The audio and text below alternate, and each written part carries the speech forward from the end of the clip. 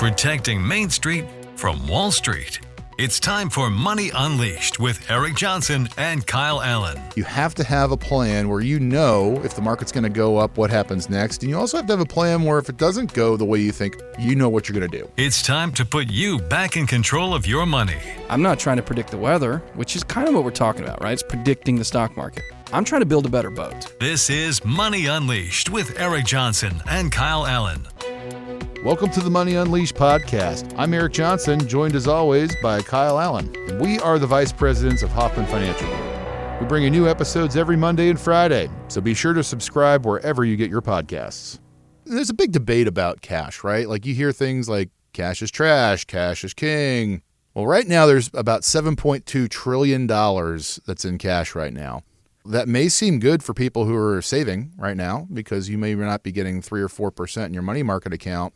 When interest rates eventually come back down, that's going to be an issue. So, what everyone's talking about on Wall Street is, will this cash propel this market forward in the future? Now, I'm in the boat of saying yes. When you've got that much money that's waiting to be implemented in the stock market, obviously, if you're buying into it, that's going to force markets up in the future. But you got some information on this, don't you? I do. So we took a look here. An equity analyst had touted that $7.24 trillion was held in U.S. money market funds.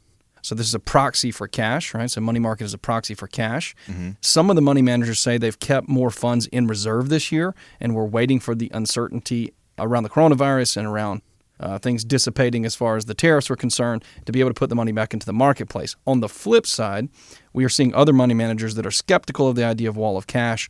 They say that it probably won't power further gains in the stock market and risky assets. Historically, money market funds are used by companies as a way to manage their cash flow. So then it takes us into some different concepts, right? So in September of 23, you hear Ray Dalio saying cash is trash. Mm-hmm. So he's talking about cash from a standpoint of an investment, right? So he was sort of saying, hey, cash doesn't pay because we look at the post-2008 world, interest rates, treasuries, these fixed asset structures, they didn't pay you any money. Right. So cash was trash. And then we talk about Peter Kingma's book, Cash is King, and he is talking about operating capital for businesses a lot of times. So, what world do we live in? I don't know. I think it's important to understand where we are.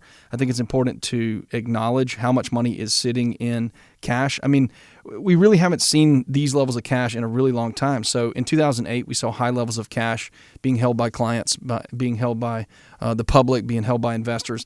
And now we're way ahead of that. So, to me, some of it is the printing coming out of 2020. That's going to have something to do with it for sure. Totally, right? It's not like that money just dissipates. Right. The other thing, of course, is we've seen an economy over the last 20 years that's leaned into technological growth that has brought a lot of money onto our shores.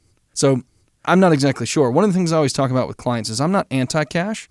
I just want you to have the right amount of cash. So when clients come in, I think they sometimes have this fear that if they tell me about the cash, I'm going to grab all their cash. Right. No way. No way. Not at all. We like a nice, robust emergency fund. Totally. We just went through COVID. I mean, you got to be able to turn on the TV, order a pizza, and be able to hang out for a little while and let the dust settle, right?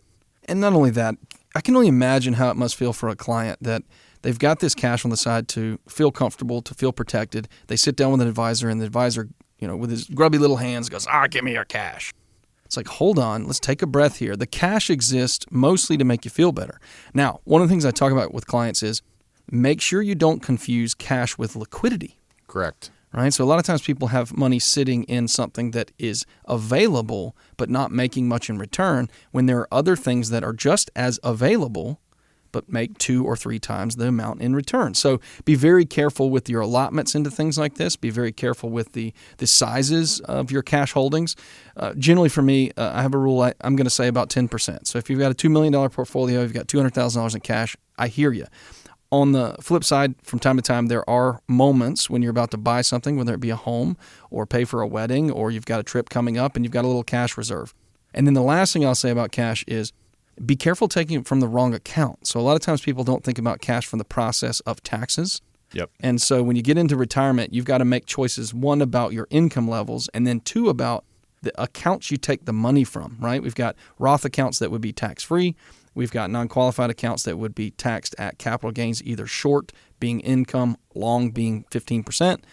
And then finally, we've got our retirement accounts, which are taxed as income. So you've got to understand the tax parameters of your cash, and you've got to understand your allocation loads of your cash. So once again, not saying cash is king, not saying cash is trash. I'm saying cash is necessary, and we need to understand the appropriate accounts and amounts put into the cash. Yeah, and you know what?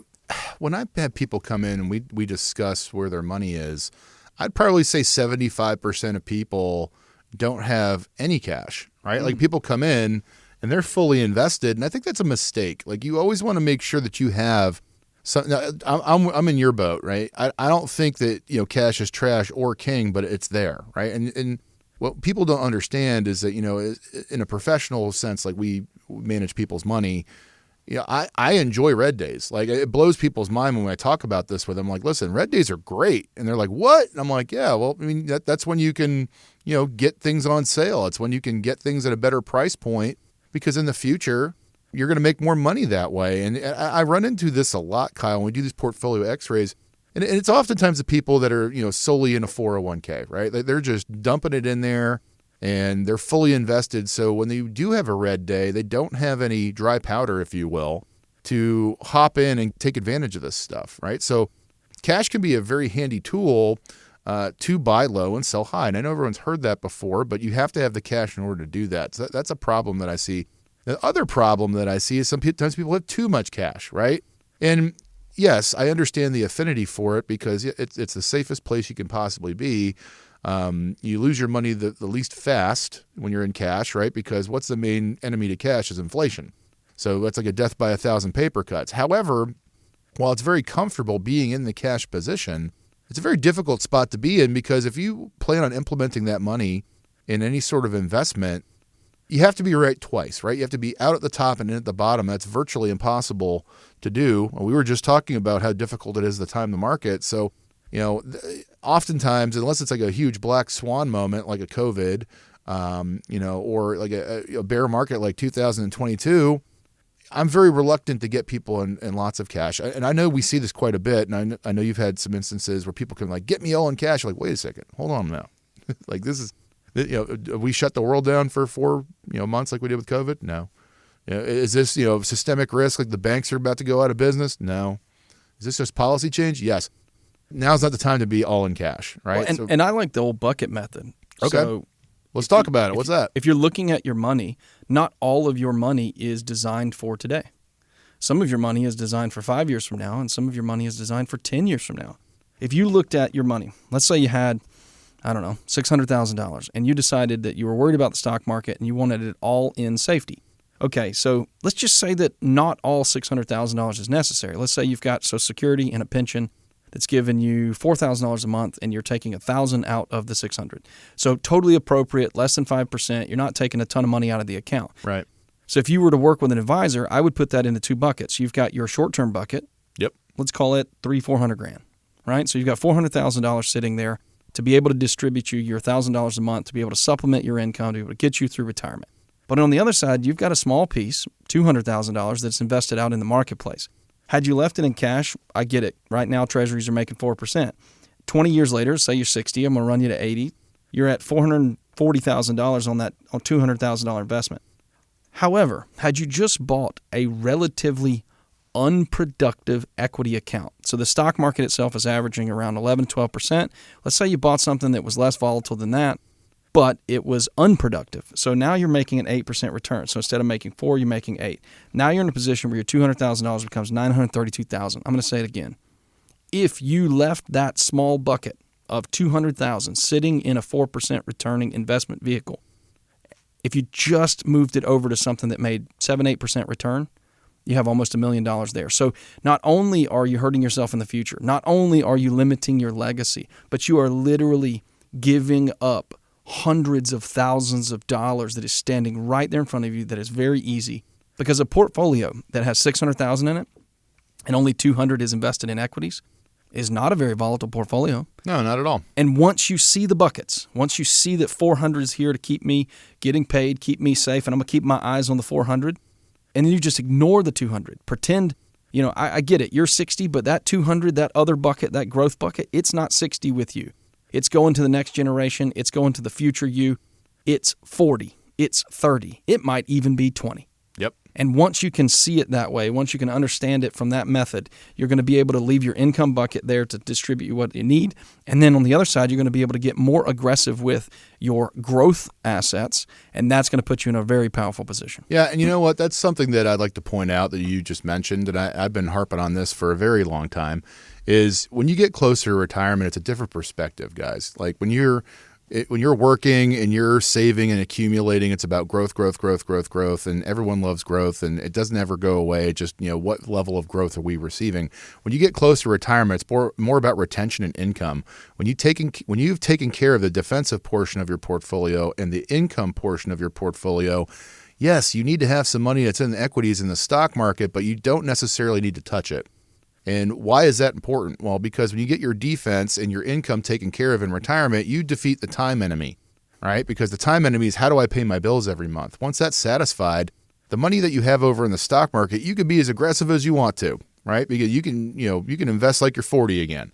And you can allow the stock market to do its job and eventually go back up again if there's any sort of volatility that's coming in place. And the only real true way to do that is to have someone look at your portfolio and get you set up properly so you can have that level of ease with the growth portion of your portfolio. We call that a portfolio x-ray. Kyle, do me a favor, and I want you to hop into portfolio x-ray. When people come in for the first appointment, what does that look like for them? It's a lot easier than you would think. You start thinking about coming into the financial advisor, you get a little nervous. You think, man, I got to put a tie on. Do I got to put a suit on? Just come on in. We're going to have a cup of coffee. We're going to have a very simple conversation.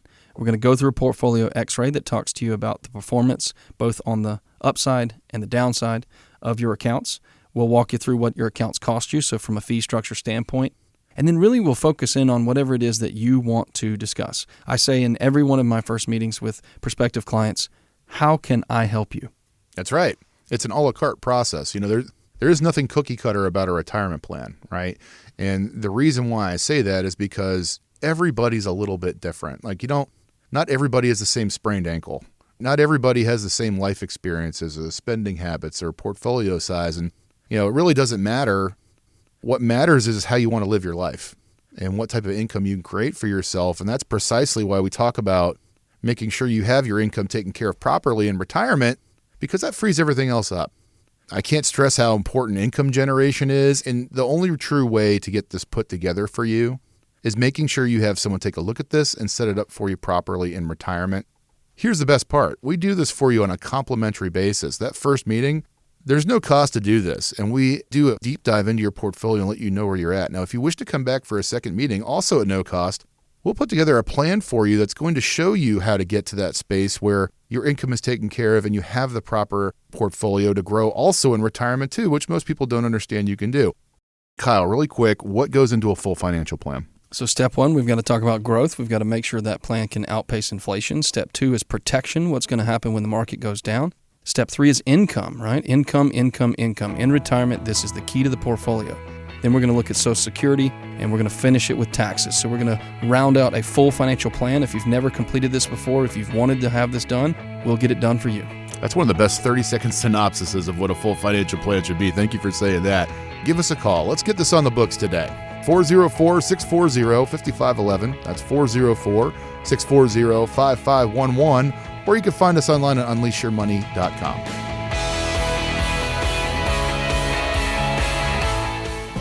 Eric Johnson and Kyle Allyn are investment advisor representatives of Brookstone Wealth Advisors, LLC, a registered investment advisor and affiliate of Brookstone Capital Management, LLC. BWA and Hoffman Financial Group are affiliated under common ownership. Registered investment advisors and investment advisor representatives act as fiduciaries for all of our investment management clients. We have an obligation to act in the best interest of our clients and to make full disclosures of any conflicts of interest. Please refer to our firm brochure, the ADV 2A, page 4, for additional information. The Hoffman Financial Group and WSB are not affiliated. Exposure to ideas and financial vehicles discussed should not be considered investment advice or recommendation to buy or sell any financial vehicle.